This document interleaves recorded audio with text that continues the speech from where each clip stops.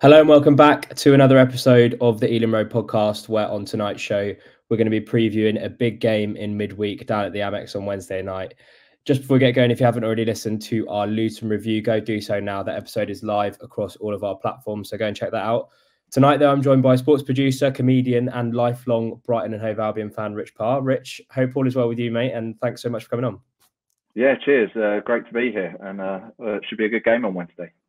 Yeah, definitely. Just before we get going, guys, remember, if you haven't listened to the podcast before, please do go and subscribe to our YouTube and Spotify channels, leave a rating as well, and also give us a follow on our socials. That's at Ealing Road on Twitter and at Ealing Road Pod on Instagram. Rich, let's start with Brighton, obviously, but let's first start with the Chelsea game because it was quite recent. I watched the whole thing, quite unexpected with the circumstances of the game, but I actually fancied you before going into the game, and then when they went down to 10, I thought it was only a matter of time until the tide turned. What went wrong on Sunday?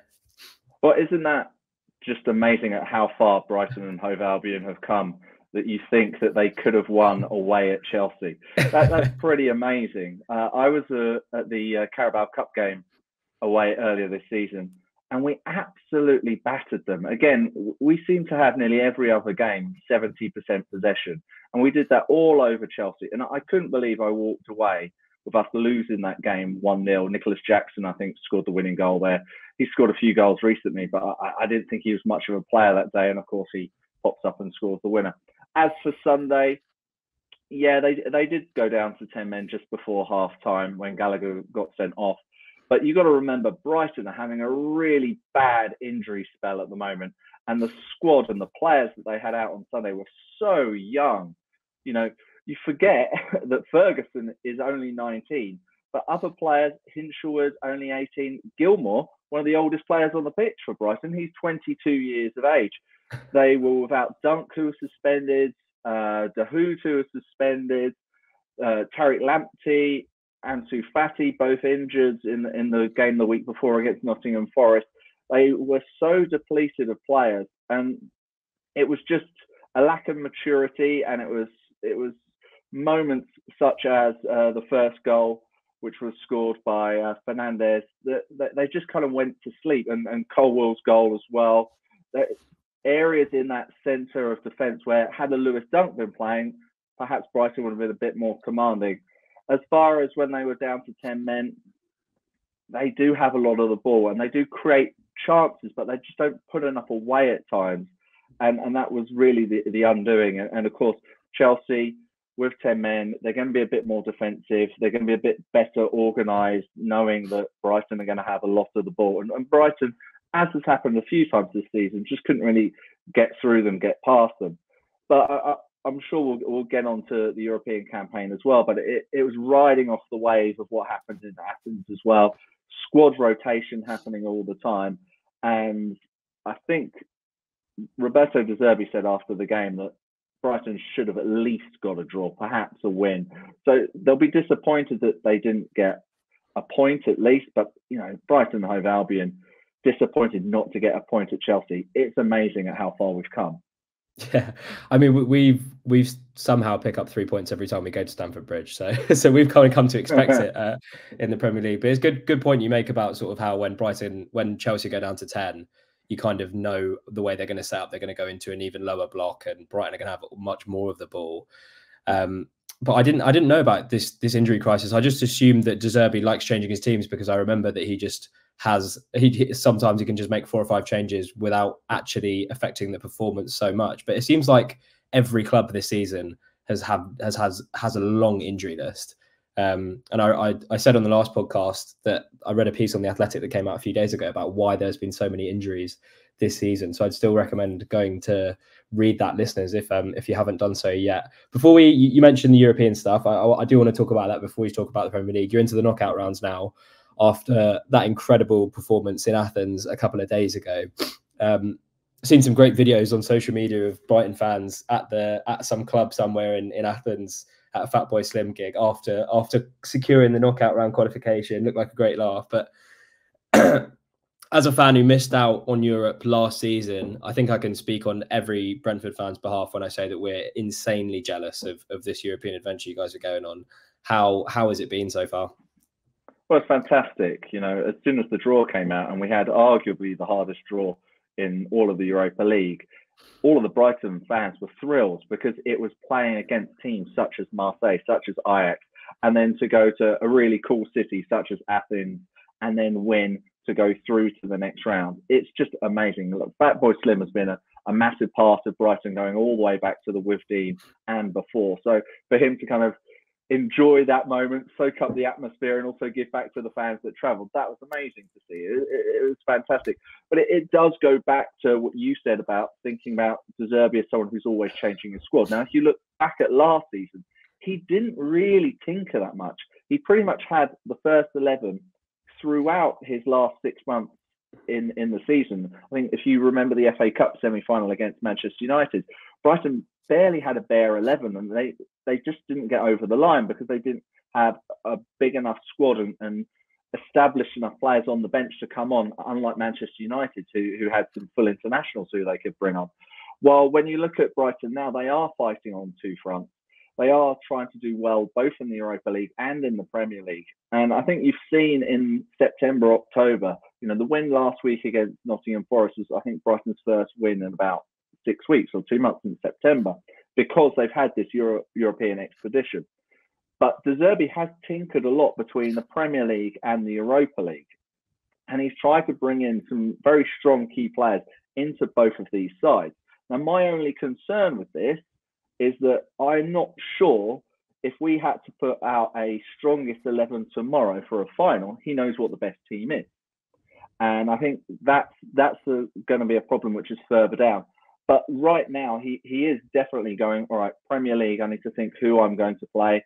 Europa League, I need to think who I'm going to play. He's definitely preferred João Pedro and Ansu Fati in the Europa League. He's definitely preferred Ferguson up front in the Premier League. But that's been the main kind of difference. And it's the game after game after game that Brighton aren't really used to. And De Zerbi obviously made a huge difference with his tactics and the things that he changed last season. But he's not going to get much time on the training ground pitch if they're flying to Athens 1 week, then they're playing Chelsea the next, and then they're hosting Brentford on Wednesday. It's a very different scenario that Brighton are facing. But for the fans, it's incredible. To see Brighton beat Ajax 2-0 at home. You've got to remember, this was a team which have won Champions Leagues. You go back to De Boers and Bergkamp and Kluivert. Brighton battered them. Ajax are doing very badly this season. They're not playing well. I said on the day, if Ajax were in the Premier League right now, they would be bottom of the league. But it's still a massive club, and Brighton just played them off the pitch. It was incredible.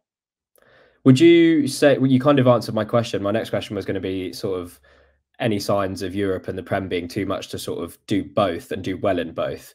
Would you say that is the main reason for some of the inconsistent Brighton results? Because just looking at them this season, obviously there's that big one against Villa that was kind of really unexpected, draws at home to Fulham and Sheffield United, and then the most recent two when you hold on for a win against Forest with 10 men, but then lose to Chelsea, lose to a 10-man Chelsea. Is that the kind of main reason for the inconsistency this season in the Premier League? It's one of the reasons. I don't think it might be the main reason, but I don't think it overshadows the other reasons. The injury problems and suspensions haven't helped, obviously. I've got to say the defeat, I think it was at home to West Ham, that was because West Ham had the perfect game plan. They defended very deep. They had the low block. Brighton just couldn't get through them. And then they just hit them on the counter-attack. Mikel Antonio, Jared Bowen, they were sensational on the break. And that's the difference now between the Premier League, say, compared to 10, 15 years ago, is that in almost every club in the Premier League, they're going to take their one or two chances. And West Ham did that against Brighton. It was the perfect game plan. It was the same when Athens came to Brighton on the first game of the Europa League. They had the great game plan. They knew that the Brighton centre-backs want to feed it into the central midfielders. And they were just swarming the two defensive midfielders of Brighton, the double pivot there. And Brighton couldn't get the ball through. And Athens played that perfectly. And so there are a few of the issues. And I would be a little bit concerned, I mentioned that Athens game, is that I'm not sure Brighton have a plan B. They have a brilliant way of playing, and the style has been well documented on, say, the Tifo videos, which talk about why Brighton kind of trap the ball in defence, trying to bait the attackers on to try and build space so they can play it through the midfield to then turn into the attack. It is some of the most exciting football I've seen in my life. But once a team works out how to stop that, I'm not sure Brighton know what to do as a plan B yet. Do you think that's sustainable for De Zerbi's Brighton? I mean, I want to talk about De Zerbi in depth because I think that he's just a fascinating guy and he's gotten a lot of plaudits from a lot of people in the game. But do you think that kind of style of play is sustainable for Brighton competing on both fronts in Europe and in the Premier League?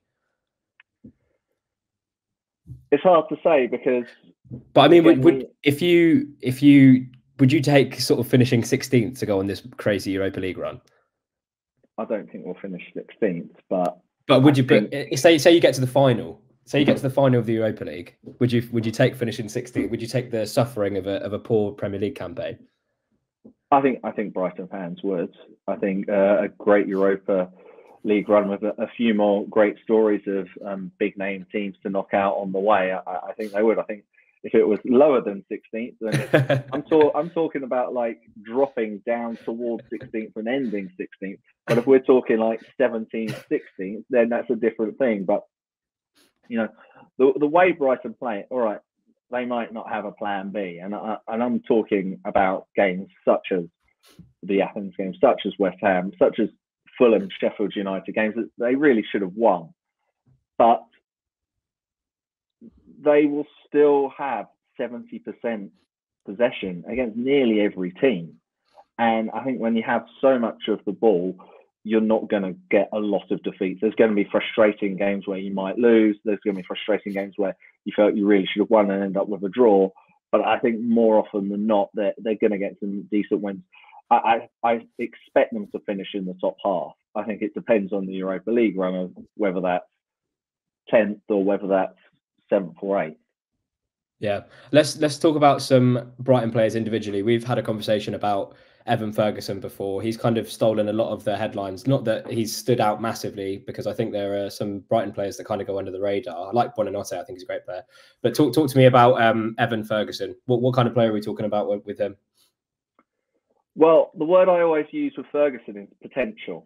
And I try not to get too carried away, mainly because of Aaron Connolly, another Irish forward who came on the scene for Brighton a few years ago. He scored a double against Spurs in a 3-1 win at home. And I was like, this guy's really good. He's the next Wayne Rooney.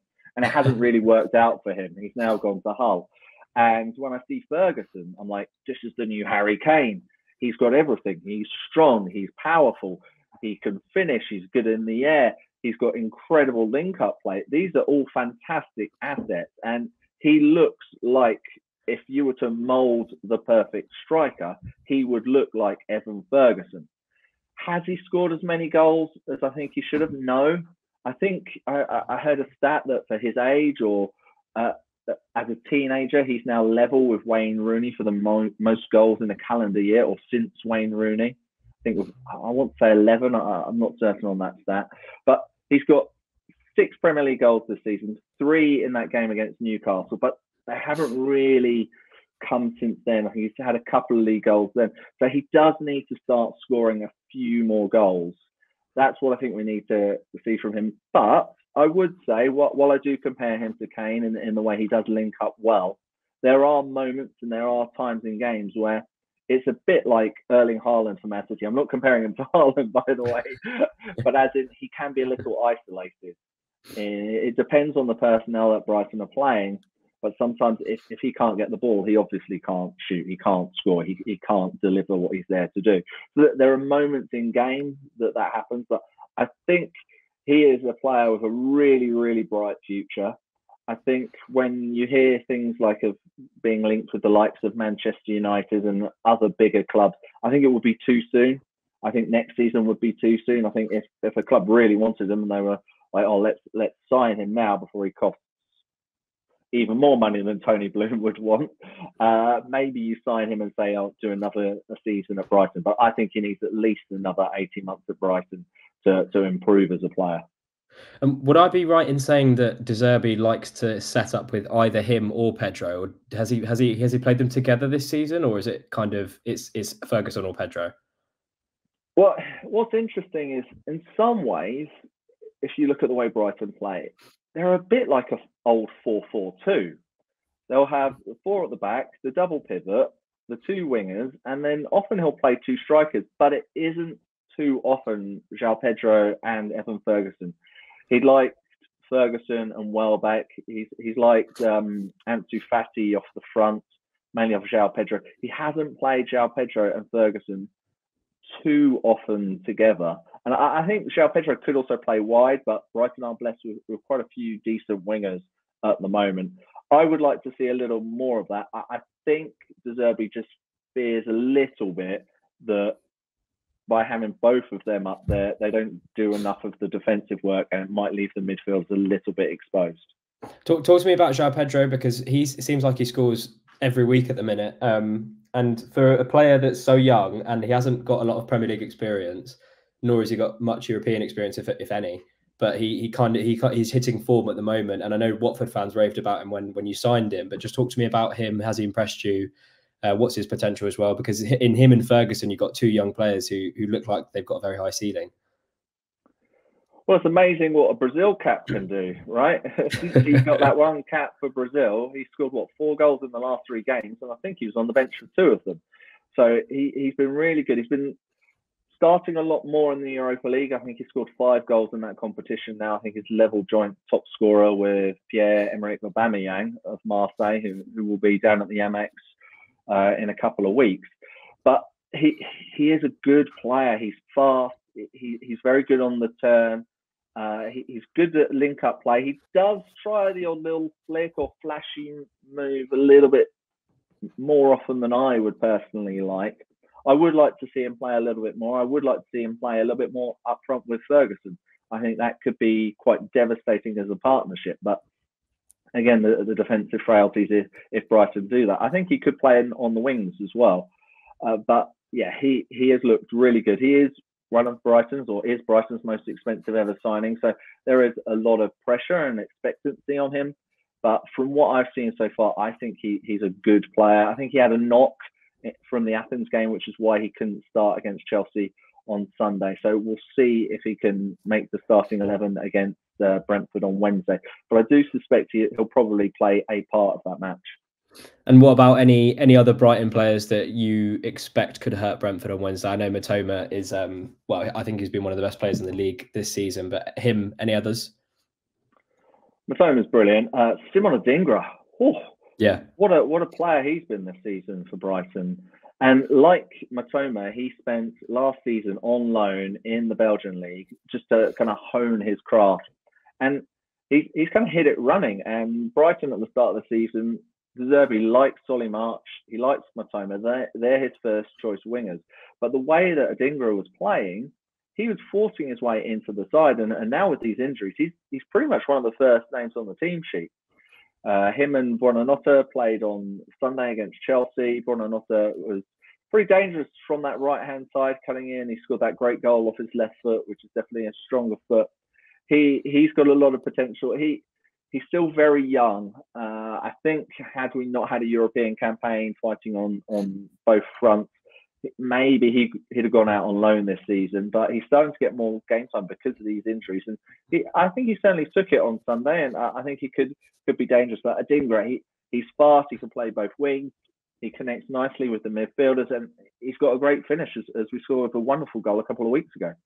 Yeah, I think he scored against us in the summer series, I want to say, in pre-season at Adingra. And I think that was like the first time I'd heard about him, because as is the trend with Brighton players, you never hear about them until they score against you. But you said that he's young, and Buonanotte is quite young as well. It's a trend with Brighton players. They're just all young, and they're all pretty good and could be even better with a few years' time. Let's move on to De Zerbi, because I mentioned at the top he's got massive praise from people like Pep Guardiola, managers, pundits, players. When those kind of people are handing you flowers, you're doing something right. So what do Brighton fans think of him? how long do you see him at Brighton for? Because I feel like there's, and unfairly so, as is the trend with when clubs outside of the top 6 have a good manager, it's kind of like, oh, well, when's he going to move on to one of the bigger clubs then? Which I think he's been kind of portrayed as Pep's successor at Man City. So how long do you think he's going to stay at Brighton? And what do you think of him? Well, the Brighton fans absolutely love him, as you'd expect. He is brought a style of football which is some of the best I've ever seen. It's the best style of football I've ever seen as a Brighton fan. It's some of the best I've ever seen, full stop. I went to the Brighton-Brentford game, which I'm sure we'll touch upon, and there were moments there, and I was like, what am I watching? I felt like I was watching Barcelona under Pep Guardiola with some of the passages of play. And I know this is Brighton and Hove Albion, comparing to a side which has the likes of Messi and David Villa and Xavi and Iniesta, some of the greatest players in the world, and just the way that the midfield, like connecting with Solly March, I was like, this is unbelievable. And that all comes down to Roberto De Zerbi. As soon as he joined the club, in his first interview with the club's TV channel, with the online channel, he said, I'm all about attack. And you heard from his previous exploits at his previous clubs that, all right, they might concede 3, but they will go on and score 4. And we've definitely seen that with Brighton. Brighton have got one of the best attacks in the league and one of the worst defences. I don't think they've kept a clean sheet in the whole of the Premier League. Brighton, like Brentford, will almost certainly score on Wednesday. It's almost a guarantee. But Brighton will almost certainly score as well. So for all you betting fans listening,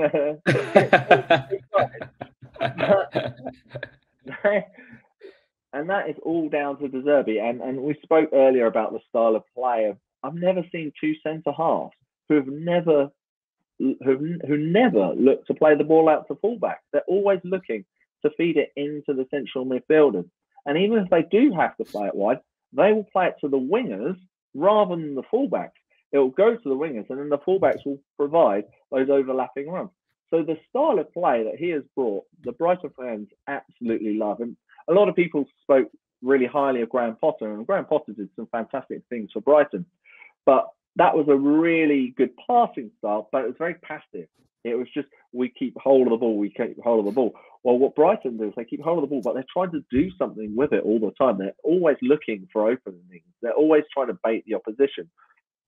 As far as how long Brighton can keep him, I would say that Brighton have made some amazing financial decisions over the last few seasons.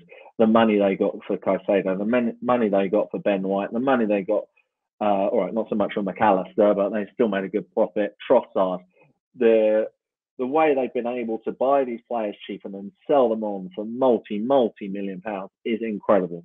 But losing Roberto De Zerbi would be the biggest loss, in my opinion, in the history of Brighton and Hove Albion. It's inevitable. It's just a matter of when it happens. And I think Brighton fans would only kind of stomach it if it was a club they understand about the move for. Even Potter going to Chelsea, Brighton fans didn't like at all. I think we are talking about the level of, you mentioned Manchester City. I don't see that happening anytime soon. Lots to talk about Carlo Ancelotti leaving Real Madrid in the next year. He will be sensational for them. That's the level of club I believe that he can go to and that he can manage. Maybe one of the big Italian clubs one day. He's got good links with AC Milan, Juventus, Napoli. They're all the type of sides I feel that he could go to one day. But obviously, Tony Bloom is going to try and keep hold of him for as long as possible. I think Tony Bloom would really not let him leave Brighton unless it was the end of the season now, having seen what happened to Graham Potter. And while we all know about how Bloom has probably got a short list already of who his next manager is, I think they will do their hardest to keep De Zerbi, unlike with Potter, who they kind of allowed to speak to Chelsea and then kind of let him leave. But I think, as I said, I'll reiterate it, his departure will be the biggest loss in the history of Brighton and Hove Albion. Oh, it's high praise, but I think it's fully deserved since he's kind of taken over. It might sound like hyperbole, but since he's taken over, some of the things that Brighton have done, the fact that you're in Europe, the fact that you look like likely to progress as well. The thing is, Brighton were drawn in that group, and I just thought with the football that you play, I honestly I wasn't having any worries if you're going to go out of the group stage, which is just mental. But you mentioned, Brighton's transfer strategy, buying cheap and selling high. Let's talk a little bit about Brentford, because there are a lot of similarities between our clubs from that kind of transfer strategy, from how our owners made their money, recent climbs up the football pyramid. The list is large. What have you made of Brentford so far this season, so far in the Premier League, because you've been covering sports for ages, so you kind of seen Brentford's progression over the last kind of 3 years? Yeah, it's a similar story to Brighton, of the way you kind of came up through the pyramids, and then you got a very kind of savvy owner with a plan, and you've got a beautiful new stadium as well, similar to us, and it feels like, probably for you guys a bit like for Brighton, parallel universes to compare to 20 years ago. As far as I haven't seen enough of Brentford this season. Obviously, I know you've been out without Ivan Toney, which is obviously quite a bit of a loss, and your goalkeeper's changed. I've seen moments of your new goalkeeper not looking quite as comfortable as perhaps your previous goalkeeper, who did very well against Brighton before, David Raya. But and of course, probably one of my favourite players, Rico Henry. He's been out for a while for you guys, since about September. But I do know that Brian Burmo is a danger. He is going to cause what will be a pretty makeshift Brighton defence. It will probably be Van Hecke and Igor, who didn't have a great game together against Chelsea on Sunday. They're going to have opportunities to score, and Whistler has looked lively as well for you guys this season. So they're players that I wouldn't necessarily say that Brighton would be desperate to sign, but will definitely be wary of on Wednesday. I think Norgard's a very good player as well. I would say Brighton's midfield rotates so much at the moment that I'm not sure who he's going to go up against. So that's definitely an area which he could kind of take control of it against Brighton at the Amex on Wednesday. Yeah, we're also hoping that Matty Jensen is fit, because he hasn't played in the last 2 games, but he has been one of, if not the best player for us this season and last season. He's like the creative kind of hub in our midfield. So we're hoping he's going to be fit in a game where you said that could potentially be changes in midfield. So it might be a good one for him to come back. I think it's safe to say that last year at the Amex, you kind of touched on it earlier, that 3-3 on the day, but you could have had 6 or 7 or 8. Genuinely, I remember being in that away end just thinking, please, can the final whistle just come? And you got the penalty, if I'm saying that. It was a late penalty, wasn't it? To equalise. Yeah, late penalty to equalise. But like I said, you deserved all 3 points massively. What kind of game are you expecting on Saturday? What with all of the Brighton injuries? I know Thomas Frank is looking forward to this one. I remember him saying in a press conference that he's been looking forward to this game specifically because he likes to sort of pip himself off against the sort of best tactical minds in the league. And obviously Roberto De Zerbi is one of those minds. So how do you expect, or what do you expect from Saturday's game, from Wednesday's game? Sorry. Well, as I said earlier, I expect goals. How many of them, I'm not sure. I would have thought De Zerbi would be like, let's not concede too many goals. And as you say, Brentford will be wary of the goals that Brighton can score and the threats that they possess from the likes of Ferguson, from the likes of João Pedro, from Adingra, Buonanotte. Like, there are lots of players who can get on the score sheet for Brighton. But, it's a bit like that Brentford game last year. Brighton will have chances. It's just a matter if they take enough of them. They just haven't really been taking as many of them as they should. Again, I use that West Ham game. I think West Ham had 3 chances to score 3 goals. Brighton are more like, we'll have 9 chances and we'll score 3 goals. They're just not converting quite as well as they probably should have. I see at least 1-1. I could see 2-2. My heart is always going to predict for Brighton, particularly at home. But again, I used Fulham as an example. It was 1-1 against Fulham. Brighton completely in control. Fulham got the equaliser, stifled the way Brighton tried to play it, and they got a point. And I could see something similar happen again on Wednesday. So I'm probably going, my head's saying 1-1, my heart's saying 2-1 Brighton. Well, regardless of the result, I think we can both agree it's going to be a good game. It always is when us two play each other. So I think that'd be a good point to wrap things up, Rich. Thanks so much for coming on. The Eden Road podcast will be back early next week to go over the Brighton and Sheffield United game this Saturday. We might also have a Sheffield United preview coming out this week, so remember to stay tuned across our socials for any updates on that. And just before we go, guys, also remember to subscribe to our YouTube and Spotify channels, leave a rating, and like I said, give us a follow on our socials at the Eden Road on Twitter and at Eden Road Pod on Instagram. Rich, it's been a pleasure, mate, and good luck on Wednesday night.